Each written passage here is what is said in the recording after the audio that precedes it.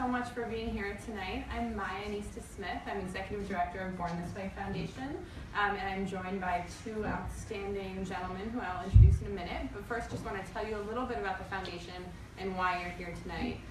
Born This Way was founded 6 years ago in February by Lady Gaga and her mom, Cynthia Germanata. We were founded with the mission to build a kinder and braver world. And a big piece of how we do that is through spreading, reporting, amplifying, sharing kindness. And so we're so excited to be partnered with NBC on the Share Kindness experience, which hopefully you've had the chance to check out downstairs. And if not, please do afterwards. So Share Kindness is an effort to launch 1 million acts of kindness during the holiday season. And Jen is here from NBC, and she and I had a great chat today, and we're committed to bringing this forward. We're both really close to 900,000, or to a million, with almost 900,000 today. And we have an exciting announcement from Mayor Tait in a minute. So please take some time today to check it out. And follow, if you're not here in the room, follow the hashtag #ShareKindness. So Mayor Tait and Sean, thank you so much for joining. This is the second in Kindness Conversations. We didn't want to just talk about kindness. We didn't want to just do kindness. We wanted to sort of connect the two. So I was going to read your bios, but I think maybe if you don't mind, in your own words, introducing yourselves so that folks don't get bored by hearing bios read. So maybe Sean, if you can go first and tell us a little bit about yourself. Alrighty. My name is Sean Oliu. I'm from Anaheim, California. I'm 14 years old, and I'm a freshman at Servite High School.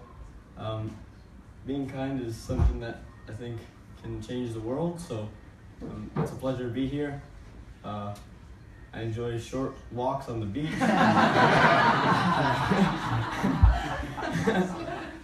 And Mayor Tait, you're I gotta follow that. Yeah. My name's Tom Tait. I'm mayor of Anaheim, California. Anaheim's a city of about 350,000 people. We're the city of kindness. I ran on a platform of kindness, actually kindness and freedom, about 6 years ago. And we've been trying to change the culture of our city, or actually more like healing the culture of our city to become a city of kindness. That's great. And the purpose of tonight's conversation is to talk about what Anaheim went through to become a city of kindness, how that was birthed by your campaign, what you've done to take it beyond the walls and schools of Anaheim, and how other people can join. We're brought here tonight through the generous support of the Cities of Kindness, cityofkindness.org.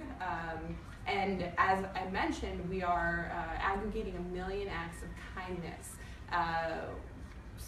Downstairs, whether you're decorating a bag for a kid's food basket, whether you're sending a minted card to a veteran or a kid who's in the hospital over the holidays, there have been thousands of acts of kindness downstairs, but Anaheim has been busy as well, and you wanted to make an announcement today. Oh, we've been counting kindness for a while, but this month, and actually I wrote it down, to the downstairs, add to your number of 54,470 coming from Orange County, California, about half of that from kids in Anaheim. So that's awesome. Thank you for your leadership. I had the privilege of meeting Mayor Tait for the first time at the Conference of Mayors, where he was instrumental in convening the Dalai Lama, the Random Acts of Kindness Foundation, and Lady Gaga for a conversation on how to build Cities of Kindness movement. And they passed a unanimous resolution among the 220 some odd mayors that were there to commit to 100 billion acts of kindness. So Tom has signed up for a very impressive and aggressive goal, and I have no doubt he will meet it. So if it's okay with you gentlemen, we can get started with a couple of questions. Of course, sure. Awesome. So first, this is an unbelievable story, Sean. I want everyone to hear it. Can you tell us a little bit about how you met Mayor Tait? Yeah, so Mayor Tait came to speak at my elementary school, and he was, starting the campaign for 1 million acts of kindness in our city. So as a school, we had a job. We wanted to set a goal for every school to get about 50,000 acts of kindness. So we were working very hard to try and accomplish that goal, which I think we did, right? yeah, that's why I was there. Yeah, exactly. We reached the goal, and Mayor Tait came back to congratulate us. And we were sitting in a barber shop one day. Mayor Tait was getting his hair cut. I was waiting, to get my hair cut, and I recognized him. I was like, "Hey, Mayor Tait, how are you?" Anyway, the barber knew that I'm a singer, so he knew that I sing, so he told Mayor Tait that I was a singer. So Mayor Tait asked if I could sing a song for him.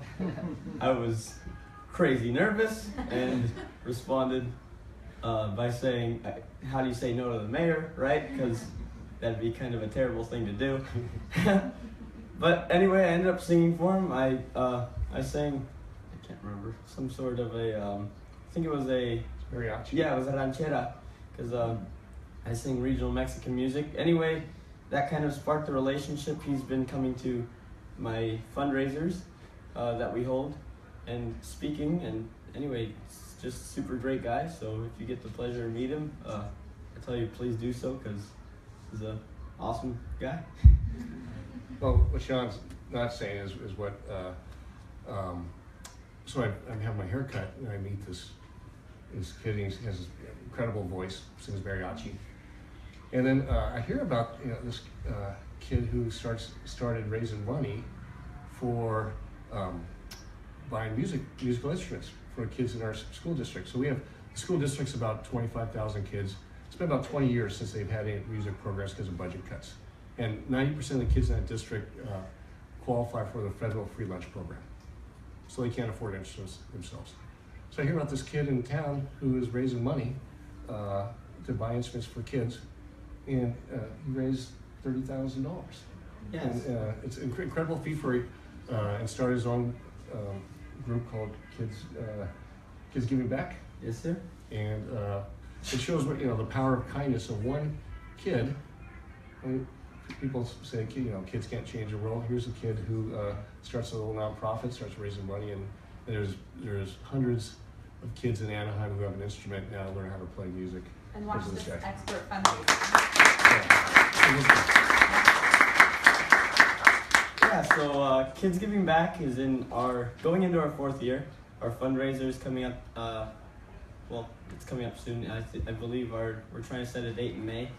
But anyway, 3 years in, we've raised a little over $30,000, 100% of which goes right back into music in the schools, because music has changed my life immensely.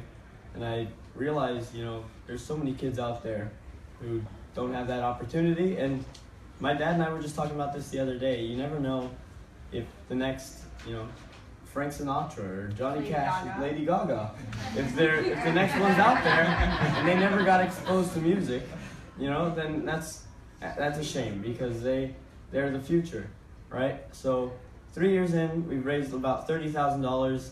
Feel free to, if you want to be part of the campaign and fundraising, or if you want to spread the word, it's www.kidsgivingbackfundraiser.com. So, yeah, go check it out. And we'll put it on the foundation social as well. How old are you again? 14. Oh my gosh, new director of development for the foundation. So Mayor Tait, we just wrapped up a really divisive election cycle on all the sides of the aisle, but you had a different vision for what the world could be like, what politics could be like, and you took the surprising stance to run on a platform of kindness and freedom. So tell us a little bit about where that came from. Well, it's a little story involved. I mean, it goes back a ways. I had served on the city council in Anaheim from '94 to '04, and I was because of term limits, I was just finishing my service there. So I noticed these signs around town that said, "Make kindness contagious." Someone had put up banners around town. Didn't say buy anything, wasn't marketing anything, just said make kindness contagious. And I felt it lifted me up when I saw that. So then I get a call from a friend saying, "Hey, I think you should meet this man who's put up these signs." So I set up a meeting in my office. This gentleman comes in, and his name is Dr. Jajewski, Edward Jajewski, and he's a holistic doctor, and he was an immigrant from Argentina. And he started telling me a story about his daughter, Natasha, who was 6 years old, who had tragically died in an accident on vacation. And he said when they came back, they found all these beautiful things that Natasha had written about kindness. And he said the entire community, her school, friends came out and said, this little girl, Natasha, in her short life, talked and wrote about kindness all the time. And he says, he says, in medicine, you could either treat the symptoms or you could holistically stimulate the body to heal from within. He says, that's what I do. I'm a holistic doctor. And he says, I think the same applies to a city. You can either treat the symptoms or you could stimulate the city to heal from within. And he says, I think that has something to do with kindness, as my daughter Natasha was talking about. So anyway, when he said this, it's probably because I had 10 years of symptom treating. I call it the whack-a-mole of symptom treating. A light bulb went off. And I thought, this is the answer. It's about holistically treating your city like a body. And so I was out. 6 years later, the mayor's seat opened up, and this idea of kindness really just pulled at me. I thought, I know this is an answer. I know I have to try this. So I ran on a platform of kindness. I had to overcome some fear to do that. I thought, fear of ridicule, people not thinking this is kind of Pollyannish, not a real solution. My first campaign event, I said, okay, here's why I'm doing it. And people are like, we get it. There's something deeper that needs to happen. And so I ran, I went by a large margin on that platform. So we got elected and we started doing things. I don't want to take up all the time here. Please. Are you sure? Yeah, keep on. So we started doing things with, one thing was a simple high neighbor program, getting people to get to know their neighbors. Oftentimes we don't. There's no, because of cultural issues, I guess. Don't want to, to knock on someone's door and introduce yourself is, for some reason, we don't do that. But kindness is what holds people together. That's what builds that, academics call it social capital. I call it social infrastructure. My friend who's the mayor of Louisville, Greg Fisher, calls it social muscle. And it really is, it's what holds your city together. It's the resiliency that when things go wrong, it's what holds a city together. And the mortar between those bricks is kindness. So we launched that. One thing we did, Sean mentioned, we did 1 million acts of kindness in our elementary school district, K through 6, 25,000 kids, did 1 million acts of kindness.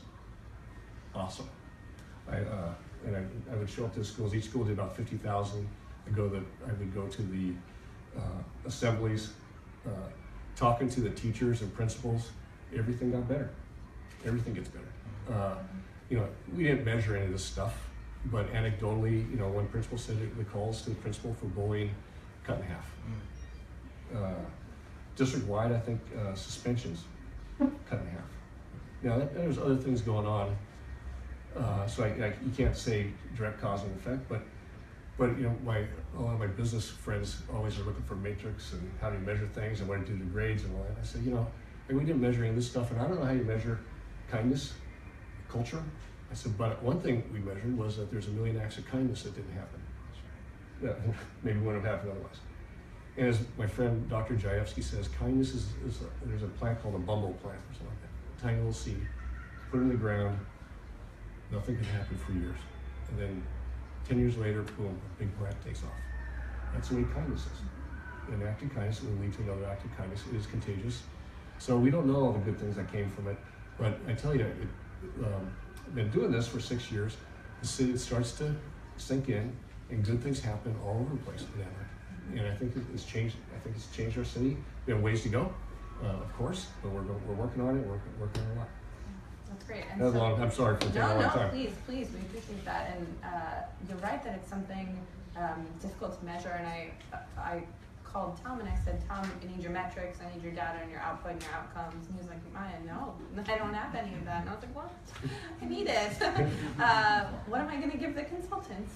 But then we talked about the intention, right? The intention of kindness and coming in with, it's not about the end result per se, right, of the kindness. It's about the intention to be kind. And I've learned that so much from you and from Anaheim. And you use the word Pollyannish, right? And I'd love to, if you have any other data points to share, Anaheim is a wonderful city, but it's not without its issues, And so you talk about the reduction in bullying, you talk about, the reduction in suspensions.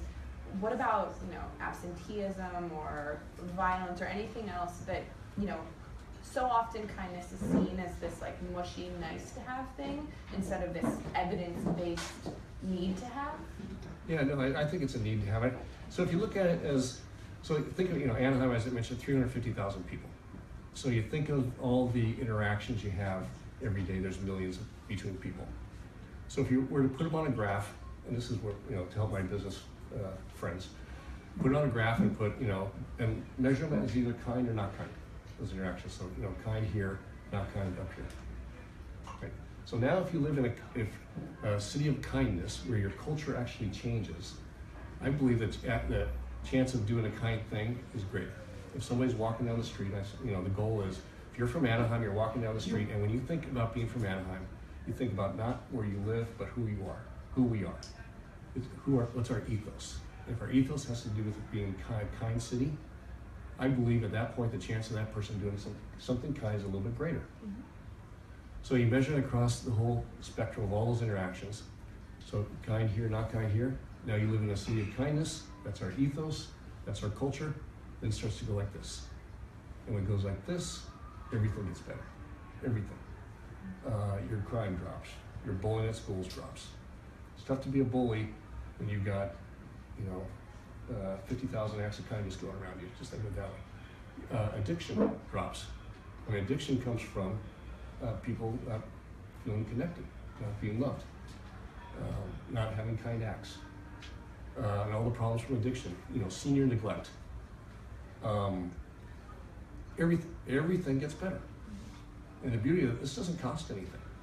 It doesn't cost anything at all. It's just, if you're, a leader, a mayor, you have an opportunity to set culture. If you're a principal at a school or a superintendent, you can set the culture of kindness in your school. You could be a teacher. You could be head of a group in your company. You could be a mother, a father, and family. Everyone has a chance to set culture for the things that they do. If you have a culture of kindness, everything gets better. Yeah. So this is really low-hanging fruit if you want to change your city. Since it's so low-hanging. People are looking for tactics and policies. I think this is the answer. I think this is the antidote actually for what's going on. So. And I love that you mentioned families. I just have to take this opportunity to call out that both of you gentlemen brought your families, Kendall and John, your father and your daughter. And I think it's so much about, what you see and what you model, and that you're not just in New York talking about kindness, right? That your daughter gets to sit front row. I have 2 children at home watching on the live stream for whom we get to still also be examples for. So I love the family element of kindness. Sean, tell us a little bit about what kindness did within your school. There's a lot of conversations around positive school climate, right, and social and emotional learning. In terms of the impact that you saw these kindness campaigns have in your school, did it feel different? Did it look different? Did people act different? Well, I don't think we had any bad kids at our school, right? We don't have guys that you look at them as just, you're bad. It's more the little things that you see guys walking around, or people walking, and you smile at them, you wave at them. You say hi. It's a little thing that can go a long way that wasn't happening before, and that started happening, right? So, like Mayor Tait said, I don't know what the graph or the math says about it, but in terms of an atmosphere, we were having a blast and doing all these acts of kindness, being nice to each other. The whole environment on campus would change because we almost took it as a competition, right? It's like we want to be better than ourselves, and we want to, do that one little act of kindness at a time. So, from elementary, where we were doing the acts of kindness, and then junior high, you got a little bit more freedom. You go out into your community and you start doing acts of kindness. Now I'm in high school, and you have a certain amount of community service hours that you have to do, right? But there's so many more opportunities in our city now to do those acts of kindness, and that, it's amazing to see attitude change, right? So I think it's benefited a ton, and I think it's it's a lot of fun to do. You know, it's not a hard thing to do. You go out and you be friendly and you're being kind. So it's a small thing that can make a huge difference in the future and just make life a little bit better. Definitely. So let's talk about Beyond Anaheim and the movement that you've launched with, you know, fans of yours being the Dalai Lama, Lady Gaga, who's really enamored with you and your vision for kindness. So tell us about the City of Kindness movement and how people both in the room and online can get involved. So, well, it's been way beyond anything I would have ever thought. And I just, so we, as I mentioned, the schools did 1 million acts of kindness. Somehow the emissary for the Dalai Lama had heard about that. And I get a call from him and inviting me to Dharamsala, India, to visit the Dalai Lama to talk about it. And so my wife and I went there with a friend of ours, and I didn't know if it was going to be a short, 10-minute or a handshake or what it was going to be. Ended up spending 3 days with the Dalai Lama, who's there, of all people, Bishop Tutu, and they were working on a book together called The Book of Joy, and I got to sit in on that with them. Unbelievable. And so when I was there, the Dalai Lama told me, he says he believes the path to world peace is about creating a culture of kindness, compassion, kindness in our cities, but in particular our schools. And that's why he had heard about this and was interested in what we did. And he says, it was in Anaheim. He says, good start. He said, but it's just a start. You have to work at it every day. He says, if you don't, your city can become a city of anger, a city of fear. So I know that's what we don't want. So I'm not going to do that. So anyway, that led to us asking him to speak to the U.S. Conference of Mayors in June, because talking about this idea and really getting it to spread to other cities. And he was very excited about doing that. And that led to the folks at Born This Way Foundation and Lady Gaga, who was so enthusiastic, and a fellow named Phil Anschutz, who does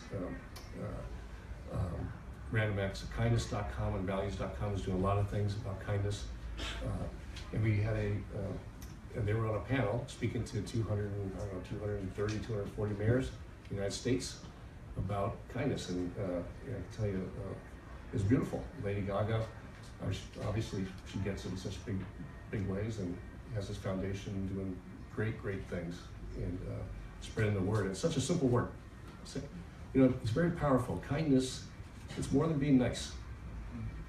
It's doing something for someone else with no expectation in return.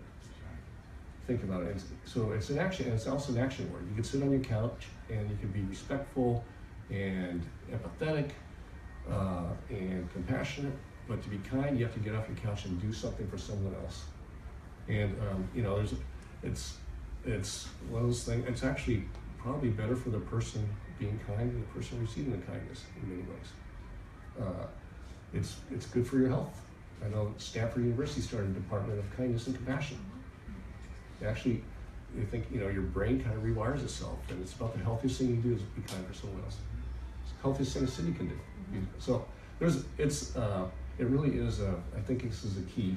That's about culture change. As we know, culture trumps policies and procedures and all that stuff. It's all about culture. And if we could change that, and that's what you guys are doing at Born This Way Foundation, if we could change our culture in our cities, it becomes in our country, and eventually the world. Definitely. I had the privilege of talking to Dr. David Hamilton today. He wrote the 5 side effects of kindness, and we were talking about what those were in a really tangible way. So I learned that kindness is contagious, right? So watching someone be kind increases your likelihood of being kind, right? So the pay it forward effect. I learned that kindness is a de-stressor, which I feel like I already knew.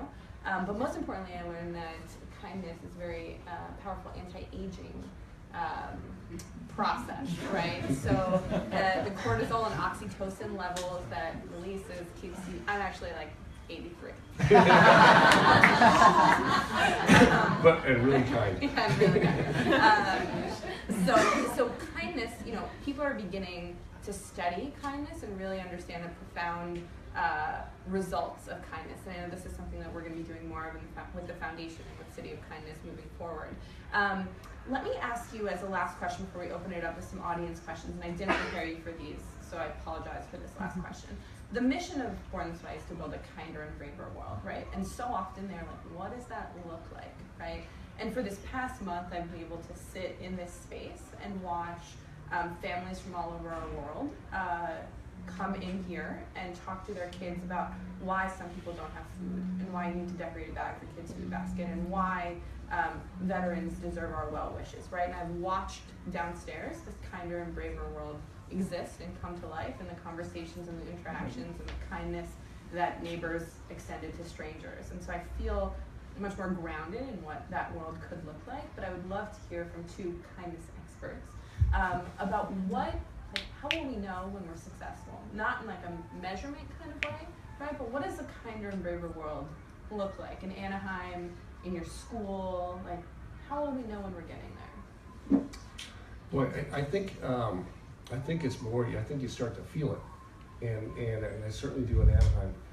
And it's it's this job of being mayor is a joyful job. It's joyful because of this kindness, and it's maybe doing this, recognizing it and being open to seeing it all through Anaheim. There's so many kind people doing more and more things, and so I think it's as I mentioned earlier, I think everything gets better. That doesn't mean you can measure kind of baseline, because there's all sorts of things in society that make things go up like this, and you can't say it was because of this or because of that. But we know without having to do any studies, we know intuitively. Imagine a kind city, imagine a kind country. Everything is better. You don't need it's I guess it's like saying the sky is blue. Sometimes the obvious is the hardest to argue, right? So I think you see it in everything getting better. I think you see, I talk about, imagine neighborhoods where people are kind to one another. We have, and at a time we have all sorts of budget cuts in cities. Having to community programs for kids, senior programs for seniors. Imagine if there's a 85-year-old widow living 5 doors down. Imagine if that 14-year-old kid knocks on her door and takes out her trash, or the family invites her over for dinner. Then there's not the need for having to have programs, because those are all gone. So many of those have gone away. But those type of things, we take care of one another as a community, and people want to live in that community where people are connected through kindness. If you ask people, that's a community that people want to live in. And if people live in those neighborhoods, they won't move for anything. What about you, Sean? Kinder and braver world. Sorry to put you on the spot. No, not at all.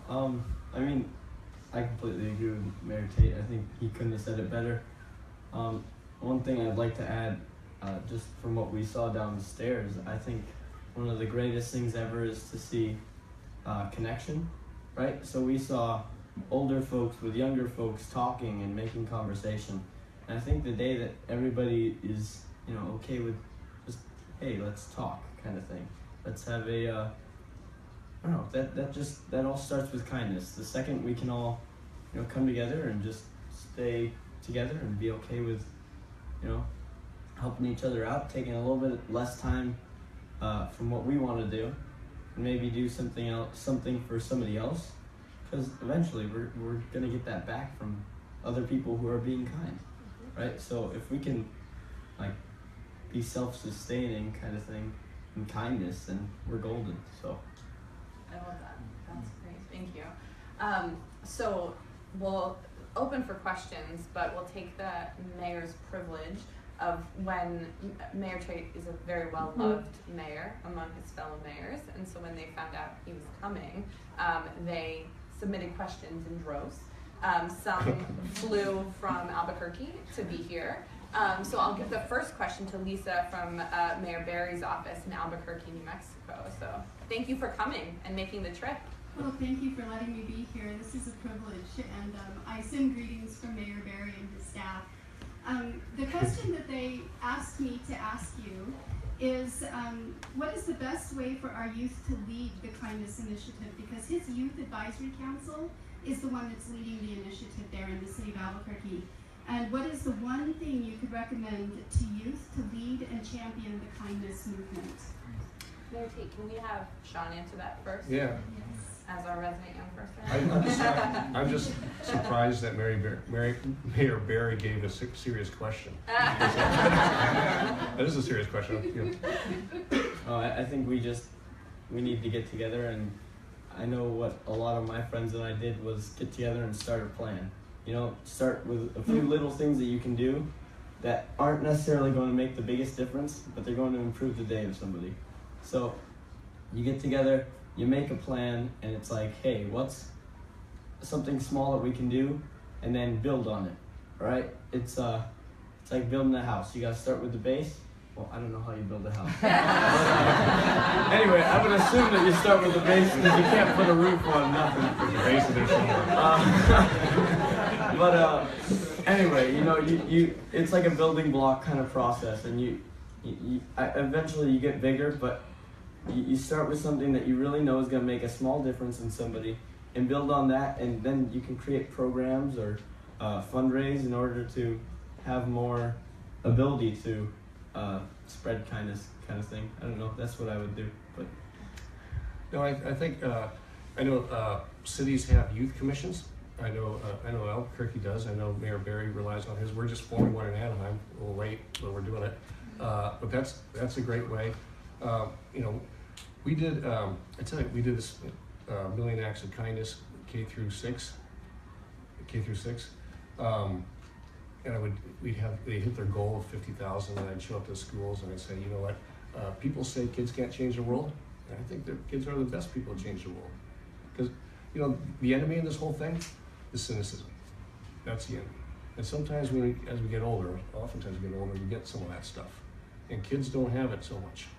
And so I think kids are the key to this whole thing. That's, you know, and that's consistent with the Dalai Lama, what he thinks. So it really is young people, and I know that's who Lady Gaga, I know she's a big fan of youth commissions, and I know that she believes that. Absolutely, and some of her favorite young people are here in the audience. We're joined by members of the Ali Forney Center, and we're so pumped to have you guys here. And I think you would agree with me that the answer sometimes to engaging young people for politicians or you know, corporations or nonprofits is just ask them, right? They're there, so look for them and ask them. I always talk about you know, the value of intergenerational conversations, right? And really tapping into the expertise of young people and having those conversations. And so just ask them, right? I think that'd be a great place to start. And thank you, Lisa, and to Mayor Barry's office for being here. Also, and then I promise I'll let you guys ask questions, but these mayors. So Mayor Bowser from DC wants to know, as mayor, you focused on fostering a culture of kindness in your city. What do you think the biggest benefit to Anaheim has been from these efforts? You've answered it, but I have to ask it again because she's the mayor. Yeah, I think it probably in a big sense bringing people together in all those individual acts of kindness that maybe were inspired by culture change. You know, I think everything is getting better, and that doesn't mean our crime is always dropping, and sometimes it goes up, sometimes it goes down. But I think it's better than it would be. But I think it's these individual acts of kindness on an individual level where it could be the kid at the school playground where she sees somebody sitting by herself and maybe goes up and asks that kid to join their playgroup or has lunch with her. So it seems like a little thing, but those could be the biggest things, I think. Those could be the biggest things. So it's all those acts of kindness. If you increase them, I think the contagious and the multiplier effect of those that's the biggest thing. I'll turn it over and see if there are any questions from the audience for Sean or for Mayor Tait. Hi, Sean. You mentioned making a plan and starting with little things. I wondered if you could give us some. Oh, thank you. I wondered if you could give us some examples of some of the little things, and maybe the progress that you made into starting your own nonprofit and being so successful at fundraising. Kind of some examples, so maybe young people across the country that are watching, or even someone like me, I can start thinking about those things in my community or here in New York, my apartment building. Right. And just real quick before, I'm going to take moderator privilege to just, since the camera's not on people, this is Breedlove who asked the question. Breedlove is an unbelievably talented musician. He joined us for the Art Pop Tour. He's a close friend of Gaga's and one of the kindest people I know. So glad that our first question is from you, Breedlove. Oh, well, I mean, I know that what we started at my school, I mean, obviously this might not transfer directly over to an apartment complex, but we had a club called PAL, which is Peer Assistance Leadership, and I wasn't able to be part of it in junior high or now in high school, but I remember us doing exactly that. You go to somebody who you think needs some kindness in their life. You go talk to them. You go sit with them, just start a conversation. I've been fortunate to have a lot of things in my life. A roof over my head, a warm meal. But if you know somebody who might not have that, you offer them a meal. Maybe you cook them something or bring them home on your way home from your stop at whatever your local fast food restaurant is. I don't know, it's just not even so much the action as much as the thought. If somebody knows that you're thinking about them, just even telling them that, like, hey, thinking about you, good to see you, that goes a long way. I know whenever somebody tells that to me, it pumps me up, right? Over here, like, hey, yeah, nice. It's gonna be a good day today. But I think where action might be difficult sometimes, words can help too. And it all starts with that, and then I don't know. I mean, I don't know what a direct situation might be for outside of what my life is, but if it's the little things that come to you that if you act on it right away, or put it to the side and remember it, like, I'm gonna do that, then it goes a long way. So Absolutely. And I just want to reinforce what you said, Sean. You're telling people to see and acknowledge other people, right? Right. And there's, some of you may be familiar with the story, and I'll just quickly take us on a tangent. I'm from California. I live right outside of San Francisco, and the Golden Gate Bridge is one of the most common places where people commit suicide. And a lot of the work that the foundation does is on mental wellness and keeping people not only alive but thriving. And I heard this really powerful story from one of the gentlemen who jumped off the bridge and survived, which is very rare, right? And so he woke up one morning in the mission and he said, today's the day I'm going to take my life. I'm going to jump off the Golden Gate Bridge. And he boards a bus. You have to take like 3 different buses to get from the mission to the Golden Gate Bridge. And he boards the first bus, and he's sort of feeling like he's having second thoughts, like maybe he doesn't really want to, but he's already committed to this plan, and so he's going to see through. And he starts making little bets with himself, right? He says, if anyone asks me how I am, I won't do it, right? So he's like scanning the bus, like looking for people who might want to like ask him how he is. And he gets to Van Ness, and nobody's asked him how he is. And he gets on the next bus up Van Ness, and he says, you know what? If someone smiles at me, I won't do it, right? And he's looking at the bus, like he's not smiling at people because he doesn't feel like he has the wherewithal to smile, but he's like looking for that smile, and he doesn't see it. And he gets on the last bus in the marina to the base of the Golden Gate. He's like, if somebody looks at me and really sees me, I won't do this. He gets to the base of the Golden Gate Bridge. None of those things have happened, and so he walks mid-span. And he's sobbing because he knows what he's about to do, and he's, feeling regret, but feeling a lot of different feelings at once. He gets mid-span, a woman taps him on the shoulder and asks him to take a picture of her. This man is sobbing, and she just doesn't see that he's in crisis. He takes her phone, takes a picture of her with her big sunglasses and the beautiful San Francisco Bay view. he hands her back his phone, and he jumps over the golden gate in front of her, right?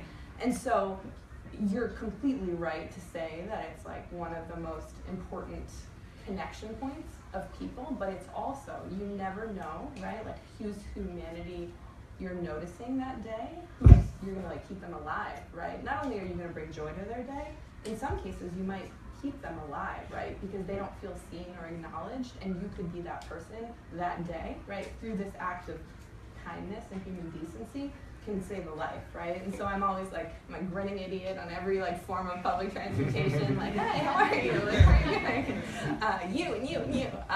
But really, right, that's like the personal responsibility piece of it. And I think what you said just really is so profound, Sean. Any other questions? Kristen in the back, and then this young lady over here. Mayor, you talked about how one of the biggest challenges to running on a platform of kindness was overcoming the fear of ridicule. Could you talk a little bit about how, as a leader, so much of the behavior that we need to see right now, we really need to see from our leaders? Can you talk about how, as a leader, you overcame that fear and some of the messages that you heard from people by using that as a campaign platform? Yes, so fear is the enemy of this thing, and because I hadn't heard it ever brought up in any kind of civic tone or municipal government or even political, and when Dr. Jajewski told this to me, I knew. It's one of when you know something. So I really did feel pulled to it, but I did have this fear, and I just had to, I guess like we all overcome fear. I just had to do it. I just had to do it. And it's interesting that Born This Way Foundation, it's about kindness, but on the other, it's not just kindness, it's bravery and kindness. So oftentimes the real important kind acts require bravery. And it could be that little girl going, ridicule from her friends to sit next to the other girl having lunch. That's a brave act. So bravery is integral in real fear, real kindness. And bravery really is kind of the rarest of virtues. Mm-hmm. So you shouldn't be, as a run for office, shouldn't be, I guess I shouldn't. I'm kind of embarrassed. I suppose I did have fear, but I didn't. And I just had to do it. And, but it was so clear to me, I knew I had to do it. And of course, in politics you get weird stuff. People saying stuff, but that's part of the deal. And just on the tidbit, this is Kristen Campbell. She's the executive director of a consortium of funders called Philanthropy for Active Civic Engagement. So she's getting funders to think about sort of the civic fabric of communities. So thank you. And this young lady, I'm going to ask you to share your own tidbit since I have not yet had the pleasure of meeting you. So if you could introduce yourself. Of course. My name is Anna Maria. Oh, thank you. My name is Anna Maria, and I am a program associate for New York Lawyers for the Public Interest. It's a real pleasure to be here today. So thank you all of you, for sharing sort of your anecdotes and your experience. Given the turbulent and uncertain times that we have ahead, I'm wondering what your thoughts on how we can leverage kindness to be kind to people that we don't necessarily agree with or necessarily see eye to eye with. I think it's pretty easy to be kind to people that we love and people that we care about, but not so easy to do that for people that we don't necessarily agree with or feel those sorts of feelings. So I'm wondering if you had any thoughts or suggestions. Yeah.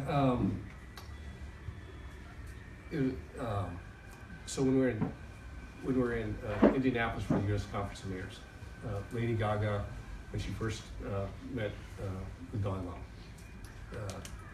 it was soon after the massacre in Orlando, and she brought that up about we have you have such animosity and terrible things, and he says he goes, we tend to look at things like this. He says, look at it like this, and look at the good that goes around it. So that's one thing. And he also told me when we were back in Dharamsala, he said, he goes, with anger, trying to separate the action from the person. And a person he says, they're the same humanity, came from a mother, held by their mother, loved, their action, separate that and deal with that separately, but the person themselves, love that person. Easier said than done, especially in a political context, but I think that's the key. And you know, acts of kindness, you know, break down those barriers. So you know, sometimes people think of kindness as being, some people think as being weak. I think it's just the opposite. I think it's ultimate strength. And I think I don't know if that answered the question, but I think that's really, I think, the only way to deal with it, because it is, if you, the other way is it just ends in frustration and anger. Thank you. In the back of the Good evening, I'm Tracy Hobson. I'm with the Center for Anti-Violence Education, and I'm really pleased that you're hosting this event and speaking on this topic. I think we need a lot more of this in the world right now. I'm curious, can you share what is one of the kind things that you've done that's brought you the most joy? I love that question.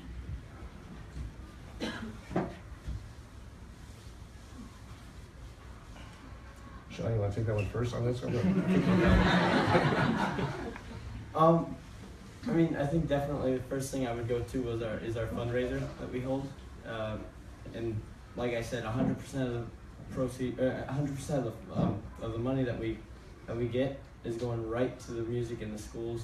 And I think I said it earlier, but I'll say it again: the joy I get from seeing somebody opening an instrument that they may not ever have the opportunity to play or try without that instrument, I think that's probably one of my favorite acts of kindness that I've done with a team, of course.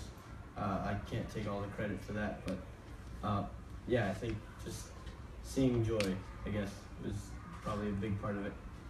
And providing those musical instruments. That's awesome. I mean, That's awesome. who knows what, like you said, the next Lady Gaga. Right. Yeah. So, and it wasn't, you know, I think for me as mayor, the most joy I've experienced is going to these schools when they hit their 50,000 acts of kindness. Now, again, you ask me what I've done, I mean, that is the most joy I've had. So that's what jumps into my brain when you ask that question in my heart. It was awesome. And see these you know, K through 6 graders have an assembly about reaching their goal of a million acts of kindness, and they would do skits and they would tell stories, and it was incredible. So you know, I'm humbled by what this young man's done. You know, he started that. He's 14. He started that when he was a 7th grader or something. So I've got a long ways to go, but I certainly enjoy seeing it throughout my city. That's a very good question. I think that's such a profound question. You should just walk around asking people about it, and I'll answer mine for you later. Hi, good evening. I'm Val Trayor, and I'm the president and CEO of the Food Bank of South Jersey, one of the beneficiaries of this excellent movement. And please forgive me if I'm being redundant, just walking here from South Jersey, so it took a while to get up here.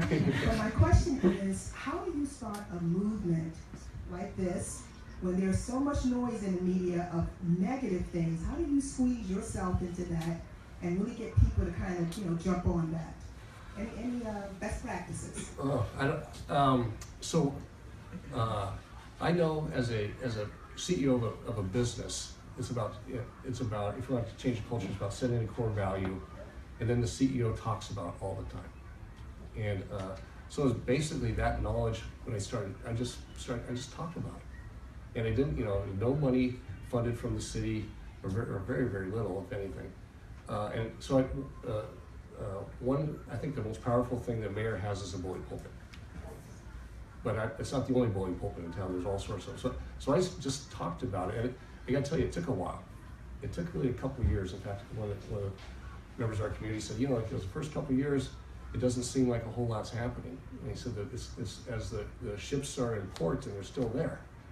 But then all of a sudden the sails fill, and then it just started happening. Then people start doing things on their own, and they start talking about kindness, and people start talking about us as a city of kindness. And then, you know,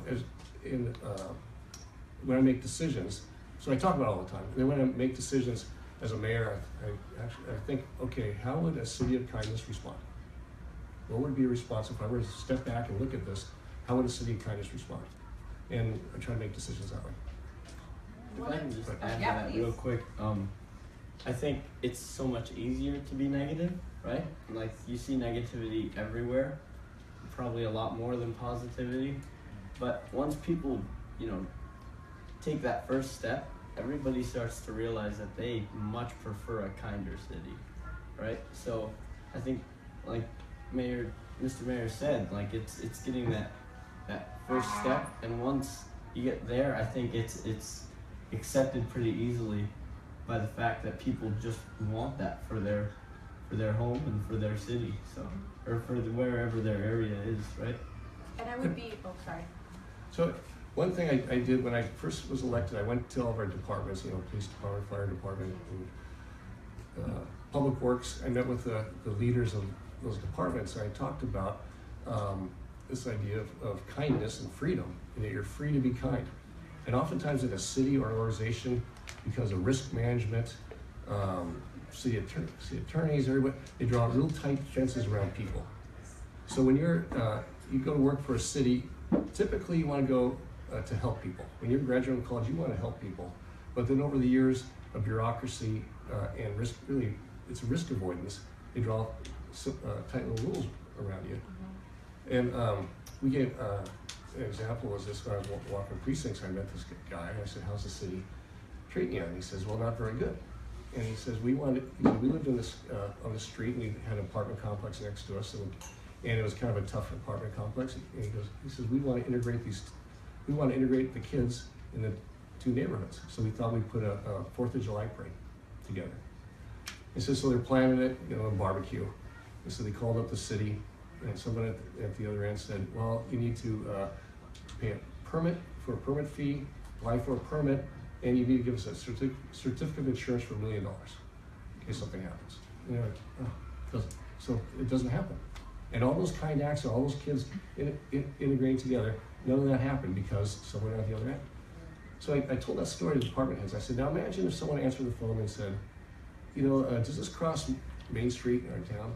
It's just in your neighborhood. Well, why don't you just put some cones up and tell your neighbors, and how about I bring the macaroni and cheese to the barbecue?" So everybody wants to live in that city. Everyone wants to live in that city.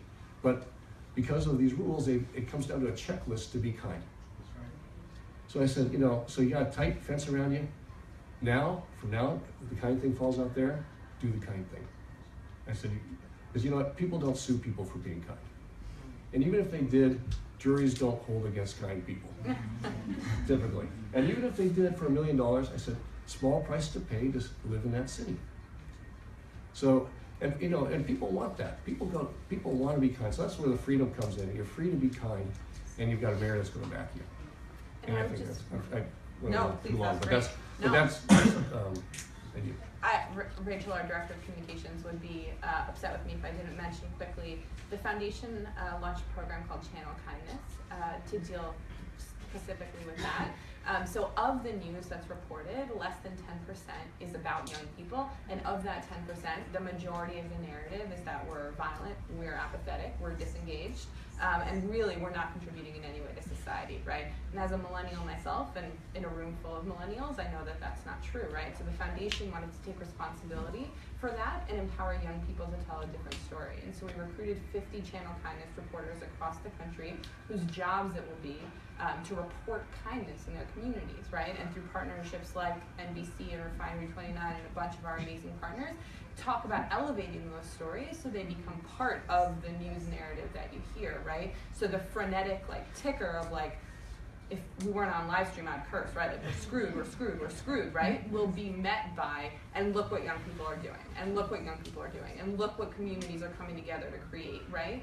And so Channel Kindness will launch in March, and so check it out, and you'll hear much more about it. But we have time for one more question from another one of the kindest people I know, Mark. Well, it kind of was answered already now, but I guess I will reword it to figure out sort of more personally, when you do these kind acts, when you do kind things, and it's met with negativity, instead of what we were asking before, where we do live in a very negative world, but when you're doing something kind, or if it's rejected, or if it's it leads to a negative response, how do you personally continue, like, to stay positive, to make another kind act, or to make it known to that person, to make them feel better, or to whatever have you, be more positive without being negative yourself? If that makes any sense. No, that makes perfect sense. So that's where you have to be mindful and purposeful of it, and that's you have to work at it. You have to work at being kind, and that really what you're talking about is that ridicule. And I was talking on kind of a city basis, but it gets right down to the personal basis too, and that's where the bravery comes in. That's where you just have to. That's why those two virtues are tied together. Often it takes bravery to be kind, and when you get slammed down or made fun of or ignored or who knows what, it's that bravery that pushes it to the kind act. And one of the things that we talk about, yeah, that's a great question. There's no easy answer, right? But like you've heard the quote about everyone's fighting a battle, right? And so a lot of the work in the bullying behavior, right, is like what's happening to the person who feels the need to bully, right? It's not like they woke up super happy today being like, I'm gonna make someone's life really awful today, right? And so when I've faced that, you sort of think about the other person, right? And think like, I would have rather you not been mean to me, but like maybe something's going on with you where you felt the need to do that, and I'm sorry for what you're doing, right? Like I'm sorry for whatever's happening to you that made you feel that way, right? And so Tom's point about, Mayor Tait's point about like putting yourself in the other person's shoes, I think is really a good answer here as well. But what have you seen in your school, Sean? I mean, the big thing is you don't want to exclude the person that is being negative, right? So what I've done is, because I've experienced that myself. I think you go find people that are willing to accept the idea, right? And you build with them. And then when you get off the ground and you start doing something, then it's like, you can see what, the positive thing that's going on, right? I think from that, the person there should be willing to join. And if not, then, you keep going until, I guess, they see it. Because I think eventually everybody will come to the conclusion, like, this is a good thing, probably, right? So, you can't change everybody's mind, but I think you change the people that you can, and in the process you might be able to take away the negative person and bring them into the circle, kind of thing. I think that's a great way to. Oh, sorry, Tom. No, it is. We're trying to. It's about changing culture, or healing culture. So it takes work from everybody to make that happen. And but it is. This I believe is the antidote to all this negativity that we see. And I want to make sure I get this in because I didn't. I had one job here, and that was to announce that cityofkindness.org is going to launch a counter. We're doing it here. I think we did it at 6 o'clock tonight. Counting acts of kindness from different cities. Everyone will go up to cityofkindness.org, which is simply a resource for people who want to be kind, school districts, cities, businesses, to get some ideas about kindness, but also counting them, because I think when you count, you become mindful of it. And I mentioned that when you're mindful of something, things start to change. So that's kind of the purpose of the counting. We want to get millions and millions and millions. Yeah, billions. Billions. So thank you so much for being here. We're not ending the conversation, we're just bringing it downstairs with some holiday fare as we close out Share Kindness tomorrow, the last day in the space. So the activation's open, so the things you can do downstairs, you can decorate bags for kids' food basket. They feed 7,500 elementary school kids who wouldn't otherwise have a healthy, nutritious lunch. Their volunteers found that the decorations on the bags really helps to reduce stigma, and their executive director did a site visit where she went to the room of a little boy whose wallpaper was these colored and decorated bags, and she asked him, "Why did you keep them?" And he answered, "Because they're mine," right? And so it really makes a profound difference. We're super grateful to Minted. Minted donated 20,000 cards. So you could write a letter to a veteran through the Red Cross Holiday for Heroes campaign, and thank you so much, Desiree, from the Red Cross for being here. Or you can send a letter to a young person who has to be in the hospital over the holidays. And then there's, it's just a beautiful space downstairs, so come enjoy some food. Thank you so much to Cities of Kindness, cityofkindness.org for your support of tonight. Check out the counter, log your acts of kindness. Thank you for your generous donation of the acts of kindness to the Shared Kindness counter. If you tweet or Facebook or Instagram or Snapchat or whatever the kids are doing these days tonight, please use hashtag #ShareKindness so that we can continue the conversation. So thank you so much. Thank you for being here. And it's always the greatest privilege of my job to be in a room of such kind people. So thank you for your work. It's an honor to get to do mine with you. So good night.